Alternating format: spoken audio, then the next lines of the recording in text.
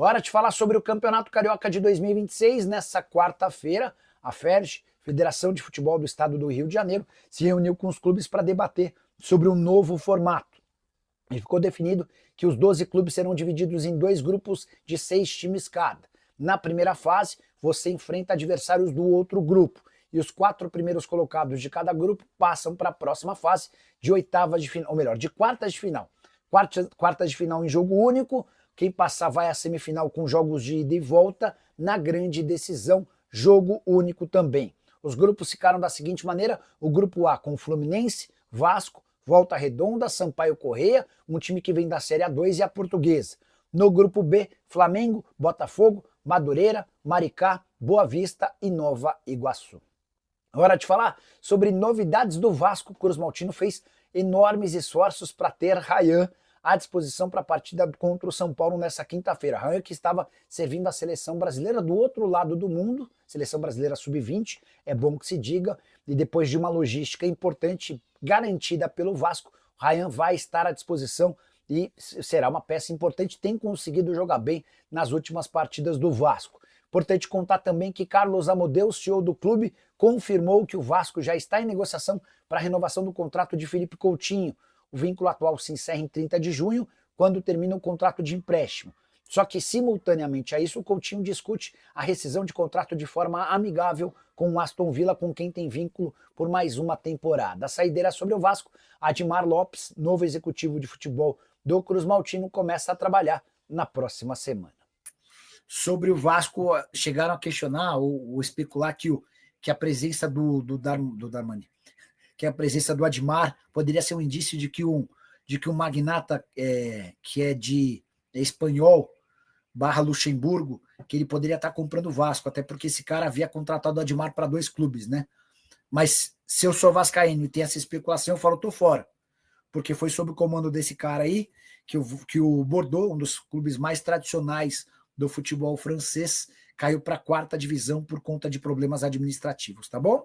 Diogo Pereira, Nicola, o projeto do fair play financeiro do novo presidente da CBF deve sair? Como seria? Em posição, votação entre federações, clubes e CBFs? Vamos lá, Diogo, assunto super importante. Nessa segunda-feira, o Samir Chaud assinou uma portaria dando início aos projetos, né? Então, no prazo de 90 dias, uma equipe que já está montada vai debater, estudar e sugerir um plano. Como é que a gente quer trabalhar o fair play financeiro no futebol brasileiro? Cada país na Europa tem um modelo de fair play. Você pode, por exemplo, exigir ou impedir que clubes gastem mais de 70% das receitas com futebol. Você pode fazer com que esse fair play tenha a permissão de 80%. Você pode entender que a permissão pode chegar a 90%. Isso vai ser debatido entre os clubes. Mas a linha geral do fair play você não vai poder gastar um número X em relação a quanto você arrecada e você não vai poder mais ficar devendo na praça. Essa esculhambação que existe no futebol brasileiro, em que todo mundo deve para todo mundo, ou quase todo mundo deve para todo mundo, isso não vai mais existir, isso vai acabar. E é uma vergonha, cara, é uma vergonha. Para quem está chegando agora, eu entrevistei no início da live o Cristiano Dresch, que é o presidente do Cuiabá, e perguntei se é verdade que o Corinthians o procurou para negociar o Denilson, volante do Cuiabá, um dos grandes destaques do time na Série B. Ele disse que não procurou e que se procurar pro Corinthians ele não vende nem à vista. Isso se dá porque o Cuiabá vendeu o Ranieri no ano passado, o Corinthians não pagou, usou o Ranieri para escapar do rebaixamento, e agora o Corinthians conseguiu colocar o Cuiabá numa lista de recuperação, graças a um acordo na Câmara Nacional de Resolução de Disputas, e o Corinthians vai pagar essa grana que devia ao Cuiabá até 2031. Nós estamos no ano de 2025. Então serão 6 anos para fazer o pagamento dessa grana toda, tá bom? E deixa o seu like também, claro, e no comentário já manda o palpite, porque hoje tem Vascão. Hoje tem Vasco e São Paulo, 9h30 da noite, jogo no Morumbi. Seja muito bem-vindo, se inscreva no nosso canal, dá aquela moral, já ultrapassamos 220 mil amigos. Vamos falar, obviamente, desse jogo, tem novidades, e vamos já começar falando sobre campeonato estadual. Ontem rolou o Conselho Arbitral na sede da Federação de Futebol do Estado do Rio de Janeiro e ficou decidido, 10 datas, não mais 15 ou 16 datas para o campeonato estadual. mas não é uma decisão da FERJ isso. Isso já veio um aviso da CBF, que esse ano de 2026, né, o próximo ano, melhor dizendo, não tem negócio de 16 ou 15 datas para estaduais, não. Seria no máximo 11.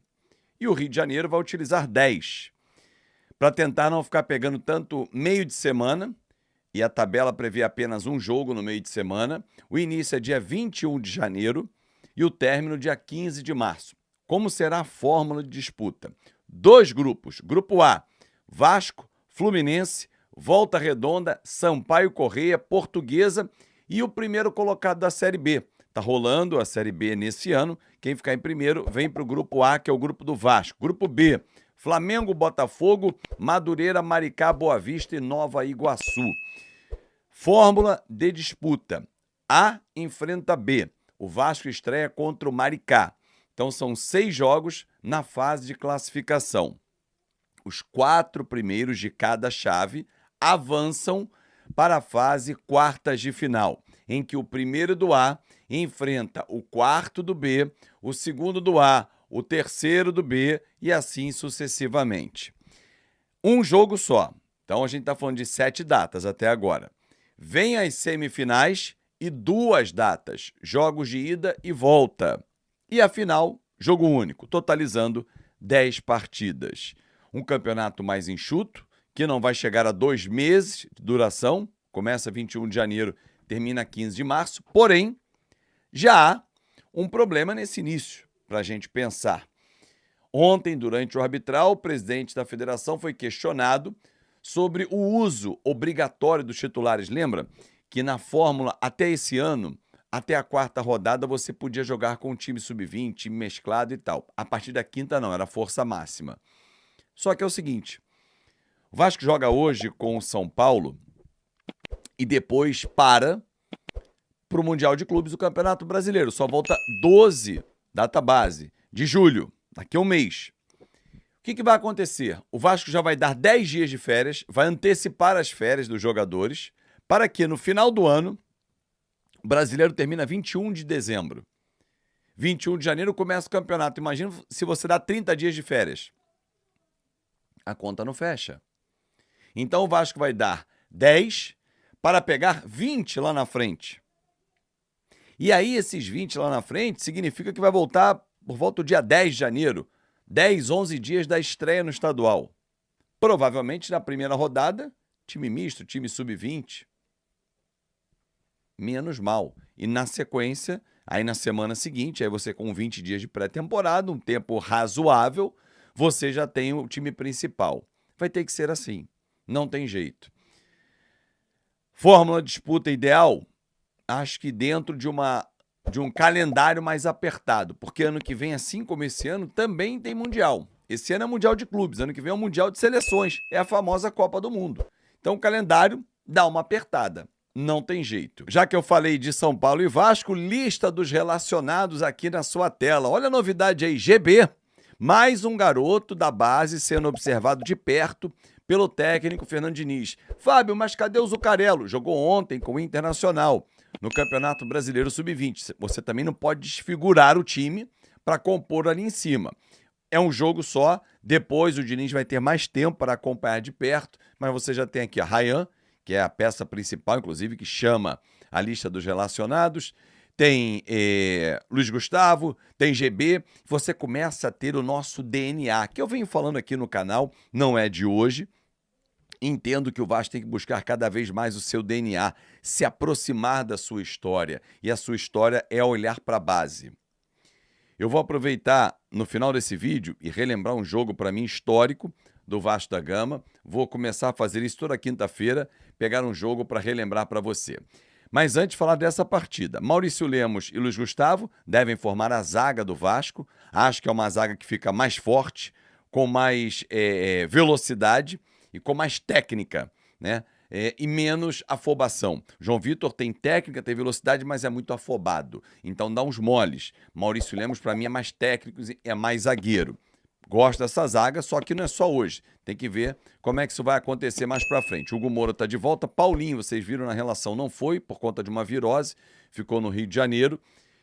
Estrela e David ainda estão no trabalho de transição. Aliás, nesses 10 dias de férias, eles vão continuar trabalhando aí com a parte física do Vasco da Gama, certo? Então hoje, Léo Jardim, Paulo Henrique, Maurício, Luiz Gustavo e Piton, Hugo Moura, Tietê, Coutinho, Ryan, Verrete e Nuno. Essa deve ser a formação do Vasco da Gama. Mas agora eu quero relembrar um jogo histórico para você. Se liga. O ano era 1997, dia 3 de dezembro, dia de um chocolate no Campeonato Brasileiro. Carlos Germano, Felipe Alvim, depois Maricá, que fez gol nesse jogo, Alex Pinho, Mauro Galvão e César Prates. Nasa, Nelson, Juninho Pernambucano, depois Moisés e Ramon. Na frente, um endiabrado, um monstro, o animal, Edmundo e Evair, depois Fabrício Carvalho. O técnico era Antônio Lopes. Nós sapecamos um 4-1 no Flamengo. Edmundo 3 vezes, aos 16 do primeiro tempo, aos 9 e aos 44 do segundo tempo. Maricá aos 46 ainda fez mais um para o Vasco da Gama. O Júnior Baiano descontou para o Flamengo aos 39. Foi goleada, foi a passagem para a final do Campeonato Brasileiro que nós conquistamos em cima do Palmeiras com 2 empates. Esse é o meu jogo marcante aqui na nossa quinta-feira. Toda quinta-feira eu vou trazer um jogo marcante no nosso TBT do Fanático Vascaíno. Muito obrigado pelo carinho. Espero você mais tarde, hein? Rapaziada, só corrigindo aqui uma informação que o Fábio Azevedo passou aí no vídeo, de que o primeiro do grupo A enfrenta os quartos do grupo B. E essa informação está ao contrário, tá? Durante a fase de grupos, o grupo A vai enfrentar todos os times do grupo B, sim, mas quando acabar a última rodada e for para a fase de quartas de finais, o grupo A vai enfrentar o grupo A, né? O primeiro do grupo A enfrenta o quarto do grupo A, o segundo enfrenta o terceiro, e no grupo B a mesma coisa, o primeiro do B enfrenta o quarto do B. Isso foi para não repetir os mesmos jogos, né, durante as fases de mata-mata, né? Foi essa aí a ideia que a Federação do Rio de Janeiro teve para não repetir os resultados, né, as partidas, na verdade, durante a fase de semifinais, quartas de finais, né? No caso das quartas de finais, quando for passar para as semifinais, haverá um sorteio para definir os confrontos, né? E acredito aí que a federação entende o seguinte, que os 4 grandes são favoritos para chegar a essa semifinal e a melhor forma de ter aí um confronto entre eles seria em sorteio para saber qual clássico que vai ser da semifinal. Isso é se os 4 grandes passarem, né? Então vamos ver aí como vai ser. Forte abraço a todos, deixa o like, se inscreve no canal e ativa o sininho de notificações para não perder nenhum conteúdo aqui no canal Eterno Vasco Oficial. Valeu!